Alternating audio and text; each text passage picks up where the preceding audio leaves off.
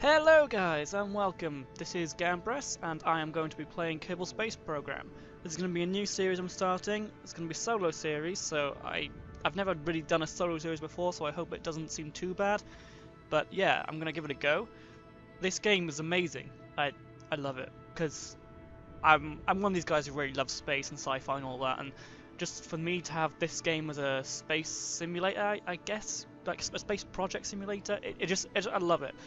The physics in this game probably what get me going the most. Actually, it's not proper physics in terms of it's not like actual real world physics, but it's good. It takes into account gravity and atmosphere and all these other different things, and it really makes it fun.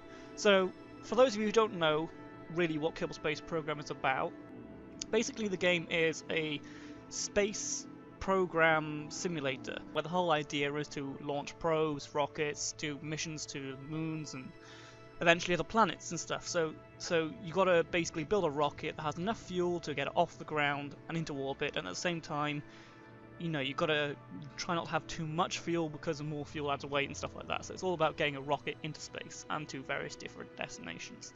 But yeah, let's just start a new game. So I'm going to do a sandbox. There's three different options here. There's Career, Science and Sandbox. Sandbox is, as you'd imagine, you have no budget, you can just pick everything is already open to you in the game already. It's just about, you know, flying and stuff like that. You don't really have to unlock anything. It's not so much story mode. And some of you may be asking why I'm going to be doing a sandbox game for recording. It's mainly because I am terrible at the game. I'm going to be honest with you guys. I'm not good at this game at all. So Science and Career would be here a long time before I'm actually able to do anything close like an orbital mission, let alone going to other moons or planets or whatnot. It would just probably wouldn't happen. I'd probably give up on the series before I even got that far. So that's why I'm going to do Sandbox. It's a little bit more versatile. We have access to everything we have already. So yeah, that's good.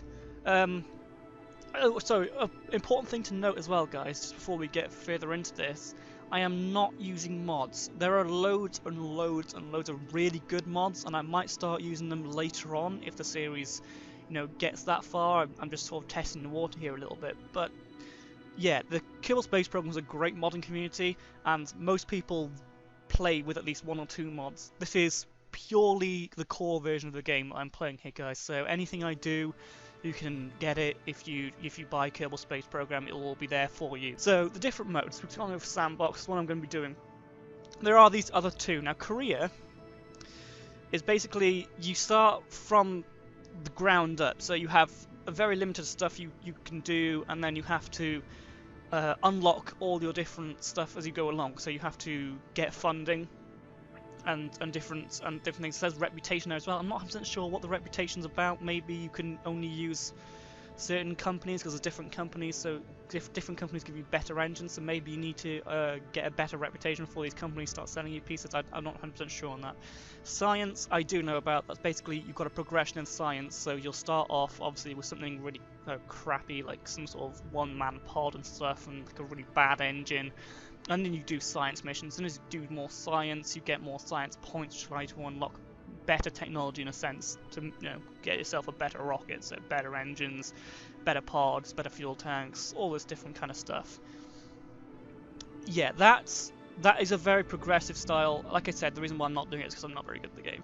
And science is basically like the old career mode before this version came out. The old career mode basically just used to be, it's like the current career mode is now. Just take everything like the funding and reputation out. You just got science. It says there actually, funds and reputation are disabled. Contracts are not available. This is the previously classic career mode. And in this, all you've got to do is you start without funding and everything, and you can build the rockets as much as you like, but you have to unlock the pieces. So you still have to do missions to, well, I say missions, so they're kind of like self-imposed missions where you've got to do science and research to unlock different engines and fuel tanks and stuff like that. So we're just going to call this save the recording save. Let's just call it recording. And we'll choose a flag. I've not actually chosen a different flag for it. You've got NASA there. Pretty cool. There's a Kerbin flag, that might be one. I think, so we just go down here. Ooh, I don't know actually. That one looks pretty cool, but it looks like it might be like an actual company flag. I don't really want to do that per se.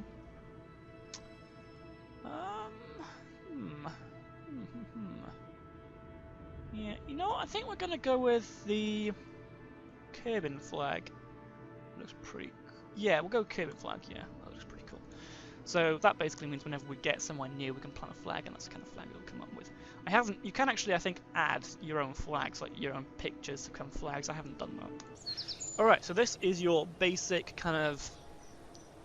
I don't really know what to call this screen, I guess, for lack of a better word. So you've got all your different facilities here. A lot of these you can't actually use, like research and development. We're in sandbox. There's no point in having that. It's particularly science. And over here, oh no, we can access that building. We'll come back to that actually.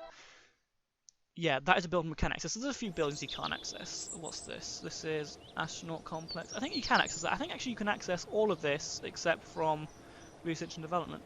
Anyway, the buildings we're going to be mainly taking into account is this, the vehicle assembly building. And this, although we very rarely will actually get to it from this screen, this is the launch pad. And these buildings, basically, you build the rocket in there and you launch it from there. That's pretty standard. The other building that we will be using a fair bit of when we get into the game is this tracking station. The reason why is because if I click on it again, because we've already been in here, this allows you to see a map. So there's the planet Kerbin, and you can see there's the Mun. If we go further out, you see there's the orbit of the moon Minmus, there it is. And then you can go further out again, and now you see the Kerbal system, some various unknown objects there. And there's another planet there, it's Eve. I think that's the closest planet. I think that's closer than Duna. Oh yeah, I'm pretty sure that is the closest planet to Kerbin. There's Duna. So this is very roughly a representation of our solar system, really. Kerbin, like Earth, is the third planet from the Sun, which is Kerbol. Obviously our Sun is called Sol. You've got Moho here, which is basically Mercury, and then Eve is obviously Venus, and then Duna is Mars, and I think that might be Dres. Dres is, I'm pretty sure Dres is not like, I'm pretty sure none of these planets are gas giants. I could be wrong in that, but I don't think there's an equivalent of the gas giants, so I think these might just be larger planets further out. Though Jewel, although it is not a gas giant, it does kind of have some sort of similarities to both Jupiter and Neptune? Yeah, Neptune. Yeah, Jupiter and Neptune. Neptune because it actually has an overlapping orbit with a different planet, which you see here, Eeloo, which is basically Kerbal's version of Pluto. And so that's why it's kind of like Neptune, because Neptune in our solar system shares an overlapping orbit with the dwarf planet Pluto. And also Jewel has, I think, the only other moon/planet in existence that has an air kind of atmosphere. I mean, all the planets have atmospheres, but like a proper atmosphere like Kerbal. So an atmosphere where like the Kerbals could take off their suits and everything and still be okay. I think there's a moon orbiting Jewel. See, I'm not sure if we can get into the Jewel system. Can we? Oh yeah, focus Jewel. There we go. If we zoom in here, there's some moons here. It's Lathe, I think, is the moon. So this one here, if you zoom in, see it's got like continents and actually looks like archipelago, but it basically has a nitrogen oxygen kind of atmosphere. So yeah, enough of that anyway. Zoom out from that, and let's set our target back to Kerbin, which is over here. That's unknown object. Zoom in a bit. There we go. There's Kerbin. So let's go back there. And we zoom back in again, and there we go. So this is the mission control, and basically the reason why we're going to be using this is because all our missions that we have ongoing will be up there. So if we launch a space station, stuff like that, that's where we will see it from this mission control. Alright, so let's jump into the vehicle assembly building, because I realise I've done a lot of talking and not actually played the game a lot here. So here we go, let's jump in here. Alright, so this is the vehicle assembly building. This is where you build your rockets. And yeah, so what we're going to do is we're just going to do a very simple orbital mission just to get us off the ground. So you have to pick one of these first. You can't, select, you can't put anything else in. Look, I'm trying. See, oh actually you can. I didn't realise that. Okay. But you wouldn't, it's red, it's not going to, you wouldn't be able to launch that. It's not actually there, kind of, basically. you have to start off one of these pods. So what we got here is the various different mash of landing pods, normal rocket pods. There's an actual external command seat there, which is, I don't know why you'd want that. And then there's also some cockpits for various space planes. I don't particularly like space planes because I'm not that good at them, but we will have a go at them, particularly if we plan on doing a mission to Lathe, because as I say, it's got the atmosphere on Lathe is pretty much exactly the same as the atmosphere on Kerbin, sorry, which means a space plane would really work well on Lathe. So we may think about making one for if we go to Lathe. But other than that, we probably tend to ignore them because there's not really that much fun you can have with them. The only thing that you can do with them is make a shuttle, which obviously has advantages. And in real life, the shuttles have actually stopped now. They were really used up until really recently. And the whole point of them, the reason why they were used is because they landed like a plane. But obviously they took off strapped to a rocket like a normal rocket. So what we're going to do here is we're going to pick a normal command pod Mark 1. This is your bread and butter command pod. It's literally, it's like the first command pod I think you have in science and career mode. It's literally the lowest level thing. It's what you have, it's what you do. It's literally the building block of all the basic rockets. So we're going to have that. And let's get that out of here. So this holds one Kerbal. And as you can see now, that, as it is, cannot just... damn it. I can't select it now. No. Okay, right. I've really messed up here. I don't know how to undo this. Hello. Alright, let's exit that. Just go back here, go back into this. Okay, right, sorry. I don't know what I did there. I messed that up a little bit. So here you go, here's your command pod. Now if we move this up here, we're not anticipating huge rockets, so we won't go all the way up. Like, this thing goes up pretty high. You can make pretty high rockets here, look. We're going to keep it about here. It's just going to be a little orbit. That's what we're going to do. We're going to basically make a craft that can get into orbit and get out of orbit again. So we don't really have to worry about EVAs. We may do an EVA more up there, but we don't have to worry about landing gear or anything. So this should be fine as it is. Now we're going to give it some propulsion and a fuel tank. This you can get these different tanks here, the Kerbidine and the Rockomax tanks. These are for larger rockets. Let me just show you. This is the Rockomax. See, that's, I mean, that's huge. The Kerbidine tanks are even bigger still. See, they're big. They are for, serious missions. We're just doing a little orbital mission, and for this little pod, we're going to want the Jebediah Kerman junkyard space company thing. We're going to want their tanks. So what we're going to do is we're actually going to give it one of these FLT 400 tanks. I'm just going to pop that on there, and we're going to give it a little engine. We don't want the Rockomax engines, we want the Jebediah engines, so that's like these ones. And there's the nuclear engine. That's a pretty good engine actually. This stage, by the way, I should probably mention, this stage is going to be space stage, so we don't have to worry about having too much thrust in this stage because it's already going to be in orbit. So we could add something like, not that, that's too small. We could add either this LV909 engine or the atomic engine. It doesn't really matter, to be perfectly honest. This engine's a bit heavier. We'll go with this little liquid fuel engine here. So that's our orbital stage. We're not going to fire that until we're in orbit. Really and truthfully, this is a bit OTT. We don't really need this bit. We should be able to do it on one stage, but that's just a little bit of insurance. One thing you can do, by the way, this has an SAS, which basically is like a computer which controls it. You can add more SAS, but just for this stage, I'm not going to have any more SASs. So we're going to go to structural now. We're going to put a decoupler, which allows you to separate your different stages. In fact, I always forget this. We're going to put a decoupler on the pod before it has any fuel tanks below it, and then that's going to have another decoupler under there. There we go. And before I forget, we're going to give this thing a parachute so it can actually land without the Kerbals dying. So we'll just find the parachutes. That's a good parachute. We'll go with that. Ooh, that's a big parachute. So that even I don't know if this will be good enough. I think it should, yeah, that should be alright. Yeah, so that's its parachute. It's pretty good. Now if we spin around, where's the crew hatch? This thing does have a crew hatch, doesn't it? Oh, there it is. Look, you see the ladder for the Kerbals. Alright, so we're focusing on it already. It's not really that important a game. I may do some EVAs, I'm not going to do anything major, and besides which, we're going to be putting stuff not on the crew hatch anyway, we're going to be down here. But one thing I am going to do is I'm going to give this an RCS tank. It's just like a bigger tank. Oh, it's too big. Is there an in-between tank? That one? Yeah, that's the one. This just basically allows you to have like little thrusters to help you maneuver and stuff. It's pretty decent for that.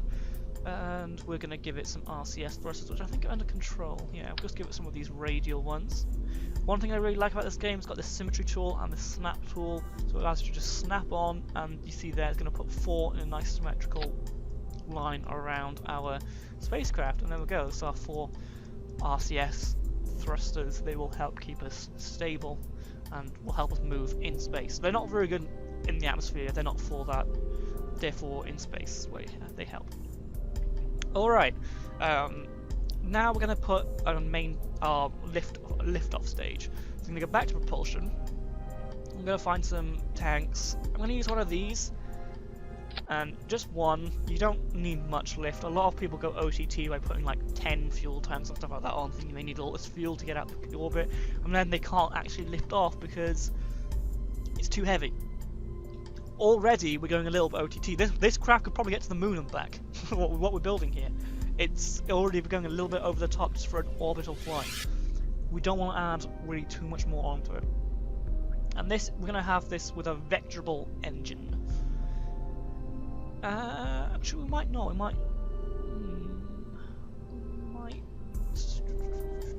Well, that's the vectorable one anyway. We might give it this one just to give it some thrust, because it's not really going to need to be moving around too much. Yeah, we'll go with that. And we're just going to give it two boosters, because already this craft is OTT. In fact, we might be able to just launch it like that. No, it will give it some boosters. So we're going to go to structural again. I'm going to find some radial decouplers. These are nice ones. Let's use these. We're only going to want 2. We'll place them kind of in line with the RCS. It doesn't really matter too much, just looks nicer that way. So we'll go like this. We'll put them there. And then we go to propulsion. We'll get 2 more of these tanks. Stick them on head on like that. There we go. This is looking pretty neat, pretty nice. They're actually in line. I didn't actually go for that, but sure, why not? And we will give them these engines as well. These ones. No, these ones. We'll give them these engines. This should definitely get us into space. The only thing left is to give it some structural support. Probably you don't need this actually for this rocket, but we're going to do it anyway, just to be sure. This thing basically stops the rocket wobbling around, and it can be really damn useful. So we're just going to go like this, and there we go. This is going to be nicely put together. You can see, because it's a symmetry mode, it's done exactly the same thing on the other side, so that's nice and symmetrical, and it's all done. The one other thing we're going to do is we're going to set up a line. We're going to set up like a little tube which drains fuel from these 2 outer tanks onto this inner tank. So when these tanks, when we're going to have all 3 of these engines are firing, but this engine's actually only going to start using up the fuel in this tank when these 2 tanks are empty. So it's just a little bit of helpfulness that way. There we go. So that's now going to be draining from fuel from this into this. Very important, guys, when you're actually placing these fuel lines, they go from the thing you first placed them to the second one. So if I actually did it like that, although it looked connected, that would actually be draining the fuel from this middle tank into these outer tanks. That's not what we want. We want to do the other way around. So we want to go from there and into there. That drains from this tank into that tank, and from this tank into that tank. I think we're ready to go. You can add some more aerodynamics. Actually, we are going to add some more aerodynamics. I almost forgot. We're going to add some winglets. These are fine. And we're just going to stick them on there. This is going to help us in our air. When our rocket's in the air, it's going to give it some little bit of turning speed there. It's not going to help us in space, but it's going to help us in the atmosphere. You can put these little caps here on top of these things. I don't bother, it doesn't really add much speed, and in fact, you don't really want to pick up too much speed anyway, because you don't want to be too inefficient with your fuel. Honestly, it's not really much of a problem. It actually hinders you more than it helps you, because it adds a little bit of weight. And it's just unnecessary, to be honest. Alright, so this rocket is good to go. I'm going to call this the Orbiter. And the only thing left to do now, other than save this rocket, is to make sure all our staging is correct. See there, every time you hit space, you go from one stage to another. So the first time we hit space, we're going to get these two engines firing. And then the second time we hit space, we get those, and the third time we get that. That's not what we want. We want all three of these engines to fire at the same time. So we're going to drag that down to there, that's fine. So now, the first time we hit space, all three of these engines are going to fire. And then the second time we're going to hit that, that's fine, because these two are going to drop off, leaving just this middle bit here. That's good, we want that. Then when this runs out, we want it to separate from here, so we want that decoupler there. Which if I highlight it there, you can see it on the staging. So that's fine as well, that's all good. And then we want this engine to fire, yep, no problem. And one thing we don't want is for this to decouple and for the parachute to open at the same time, so we're just going to add another stage and drag that decoupler down. And there we go, that rocket's good to go. I'm going to save that again because I'm not sure if that makes a difference with the staging. I think it does, I think it saves the staging. So yeah, let's get this thing on the launch pad. Now, we're on the launch pad when it loads. Yeah, okay. There we are. When Jebediah's face loads in, that's when we know we're good. Okay. Now, you can actually get stability things to hold this craft up. We're not going to bother. But this is just going to be a pretty simple flight. And yeah, I'll probably end the episode here actually, guys. Yeah. So, I'm going to end the episode, and then when we come back, we're going to start our flight into space. So, thanks for watching, and this has been the first episode of Kerbal Space Program. Hope you enjoyed. Goodbye.